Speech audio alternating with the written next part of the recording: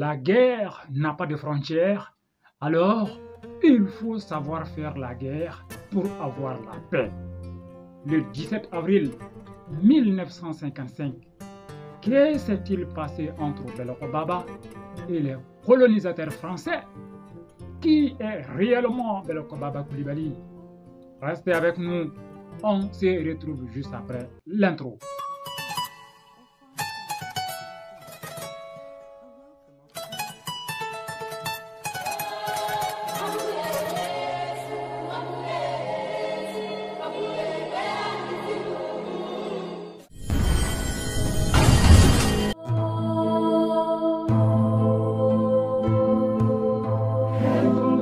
En ce jour, lundi 1er juillet 2024, correspondant au 23 Zulhijja 1445.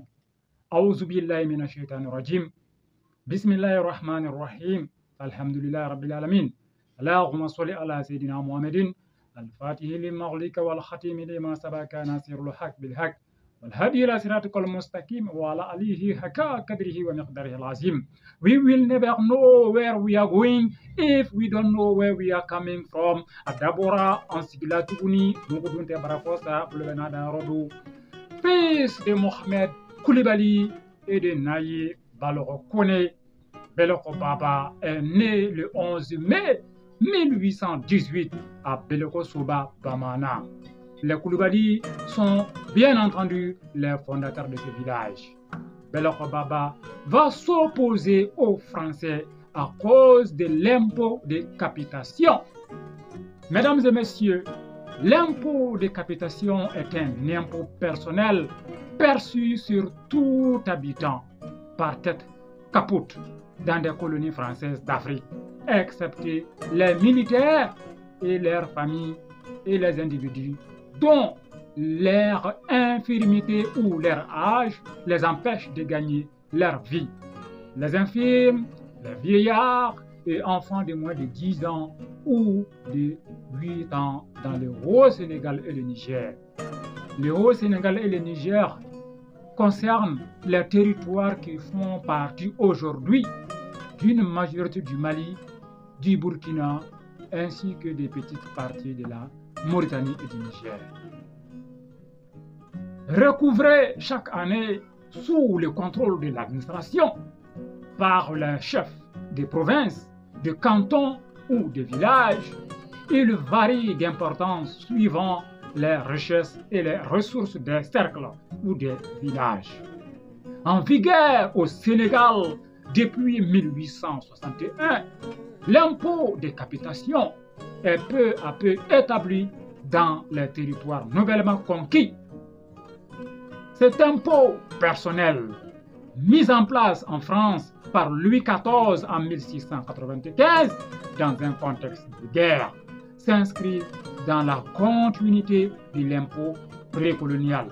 En effet, avant l'occupation française, les habitants des différents royaumes et empires étaient assujettis à un impôt annuel payé en nature: grains, moutons, bœufs, volailles, poissons.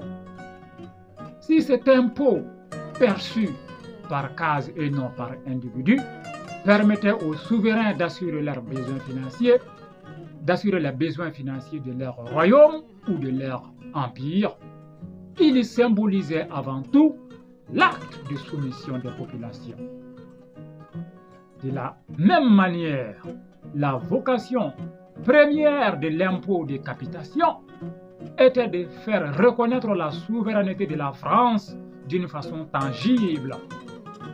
On cherchait à s'assurer d'emblée, à travers l'impôt, que la délégation du pouvoir de l'autorité traditionnelle à l'autorité coloniale est consommée par les populations. Ainsi, mesdames et messieurs, à l'instar des autres arrondissements du cercle de Djouila, les habitants des 56 villages de l'arrondissement de Biloko payaient aussi l'impôt de capitation, perçu sur tout habitant par tête caput. Caput signifie également tête, donc c'est une répétition. Par tête caput, C'est une manière de préciser que l'impôt de capitation est perçu par individu et non par case. Chaque année, le capitaine Couteau, commandant du cercle de Djouila, et le commandant de l'arrondissement de Béleko fixaient ensemble une date à laquelle le capitaine Couteau venait à Béleko pour récupérer l'impôt collectif. L'administrateur colonial, c'est-à-dire le commandant du cercle de Djouila, donc l'administrateur blanc, l'administrateur colonial, se faisait accompagner par son garde-planton et 6 agents subalternes armés d'armes à feu, dont la mission consiste à asseoir au plus près des populations indigènes l'appropriation brutale des richesses escomptées et à encadrer les travailleurs autochtones pour le bénéfice d'entreprises métropolitaines.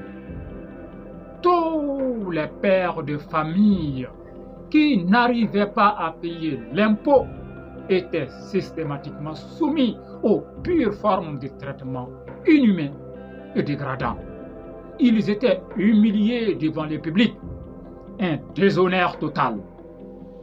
Ayant goûté à l'ivresse du commandement et de la domination des populations indigènes sans défense, le commandant du cercle de Djouila, le capitaine Couteau, était devenu trop zélé et violent.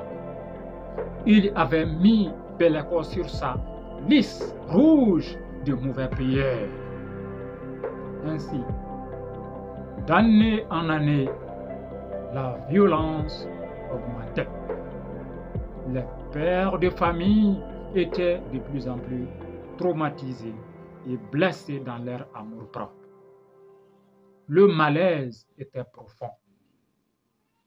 Mais, ce dimanche 17 avril 1955, tout va changer. En effet, samedi est le jour du marché hebdomadaire de Béleko. Ainsi, ce jour est l'opportunité pour les retardataires de vendre céréales et bétail pour se mettre à jour.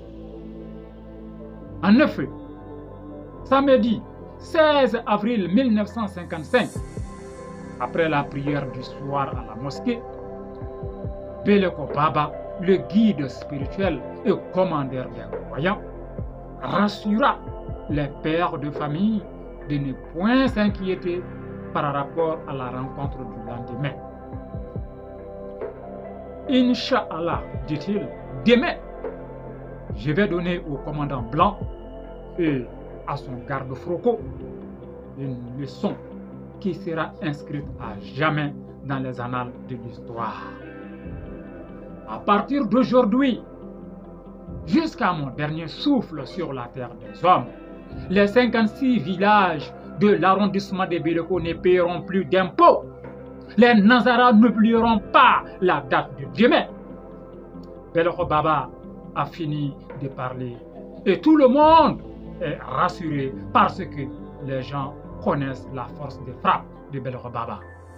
Le dimanche 17 avril 1955, comme d'habitude, les pères de famille des 56 villages sont venus au rendez-vous. Oui, les pères de famille des 56 villages sont venus au rendez-vous le dimanche matin. Ces villages sont entre autres Dandougou, Béleko Soba, Djawarila, Fiengala, Douguyela, Famola, Sengala, Tchekoumela, Nyontona, Polonia, Kenja, Seila, Koloko, Fukadougou, Djegena, Tchio, Bougoula, Nasuna Colonie, Bongro, Gelekun, Moulokuna, etc. Eh bien, mesdames et messieurs, le chien ne change jamais sa manière de s'asseoir. De Sokorata Sonzroko Blakaba Buranala. Le capitaine Couteau, le fameux commandant du cercle de Djouila, dont le zèle avait dépassé la limite de l'acceptable, est également venu. Il n'est pas venu seul. Son garde-froco, donc son garde-planton, l'accompagnait ainsi que 6 agents subalternes, portant chacun une arme à feu. Le commandant conduisait la bâchée qui est son véhicule de fonction. Son garde-planton était assis à côté de lui. Les 6 agents subalternes occupaient les places de l'arrière de la bâchée. Le pauvre commandant, s'il savait ce qui l'attendait à Béleko. Eh bien, mesdames et messieurs, c'est l'heure de régler les comptes.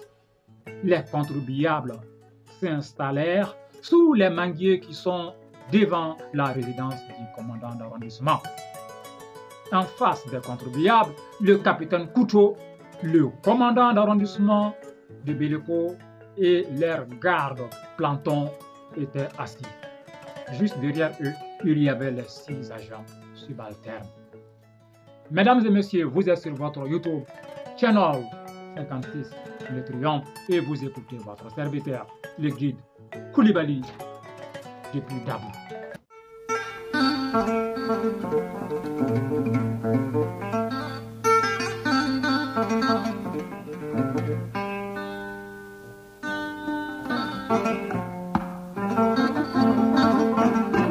Le commandant d'arrondissement prit la parole au nom du capitaine Couteau. Habitants de Béleko, recevez nos salutations les plus sincères. Soyez les bienvenus et merci d'avoir répondu à notre appel. Le commandant du cercle de Djouila est là aujourd'hui pour récupérer l'impôt. Pendant que le commandant d'arrondissement parlait ainsi, Béleko Baba, au milieu des contribuables, était assis. Vêtu d'un complet boubou blanc confectionné avec du coton tissé, chapelet à la main. À la fin du discours introductif du commandant d'arrondissement, Béleko Baba sortit de sa poche sa pipe. Il mit dans la pipe une poudre étrange. À l'aide de sa boîte d'allumettes, il alluma sa pipe, tira un grand coup et jeta en direction du capitaine Couteau et sa bande une fumée magique, suivie des paroles dont lui seul connaît la signification. Au vu et au su de tous, se produisit ce que personne n'avait jamais vu auparavant. Le capitaine Couteau devint un singe affolé, pris de panique. Son garde-froco, donc son garde-planton, est devenu un gros chien qui cherchait coûte que coûte à dévorer tout cru le singe. Le singe s'enfuit, poursuivi par le gros chien. Cette course-poursuite se termina devant le bureau du commandant de cercle à Djouila. 128 km parcourus. Là, devant le bâtiment de l'administration coloniale, chacun se coucha. Chacun retrouva sa forme humaine. Mais leurs cœurs n'ont pas pu supporter cette longue course. Ils sont tous morts sur le champ. À Béleko, le commandant de l'arrondissement, son garde-planton et les 6 agents subalternes sont montés à bord de la bâche. Ils sont allés à Djouila pour expliquer ce qui s'est passé à Béleko. Nganate Mandia Soro, Fokoublé Do. À partir de cette date, le 17 avril 1955, jusqu'à la proclamation de l'indépendance du Mali en 1960, donc le 22 septembre 1960, les colons français ne sont plus venus à Béleko pour le recouvrement de l'impôt. Mesdames et messieurs, que les leçons du passé nous servent de lumière dans le présent et dans le futur. Aujourd'hui, à l'ère de la globalisation, la guerre dans un pays donné peut affecter le principe des zones de libre-échange, zones de libre circulation des personnes et des biens. Donc, les pays africains doivent unir leurs forces pour combattre le terrorisme qui est à 100% organisé, financé, armé et entretenu par les ex-puissances coloniales. Alors, dans cet esprit, l'Alliance des États du Sahel doit être soutenue par tous les pays d'Afrique. Nous devons arrêter de nous laisser diviser. Nous devons arrêter de nous laisser distraire par les néocolonialistes qui refusent de comprendre que le principe du partenariat gagnant-gagnant est la clé de la paix à travers le monde. Ces dirigeants néocolonialistes, ils sont chefs d'État, ils sont actionnaires dans les multinationales et ils veulent gouverner le monde en écrasant, bien entendu, les pays qui cherchent à se développer. Nous, Africains, nos amis sont ceux qui veulent nous aider sans hypocrisie à combattre nos ennemis en respectant bien entendu notre souveraineté. Soyons unis. La politique d'un État est dans sa géographie ainsi parlait Napoléon. Les Européens l'ont bien compris. C'est pourquoi ils restent toujours unis malgré les péripéties de la vie. Cette vidéo était consacrée à Belrobaba Coulibaly. Belrobaba a quitté ce bas monde avec les honneurs le 11 mai 1960 à l'âge de 143 ans. Si tu veux être libre et puissant comme un lion, arrête de penser comme un esclave. Mesdames et messieurs, c'est la fin de cette vidéo. Ce fut un immense plaisir pour moi de partager avec vous cette page d'histoire de l'Afrique, cette page d'histoire du Mali, cette page d'histoire du Bénin. Donc, Ahmed Wawouki, Alaka Barkadou, Belhola, Alaka Barkadou, Malila, Alaka Barkadou, Frafiona. C'était votre serviteur, le but de Gabou. Assalamu alaikum wa rahmatullahi wa barakatuh.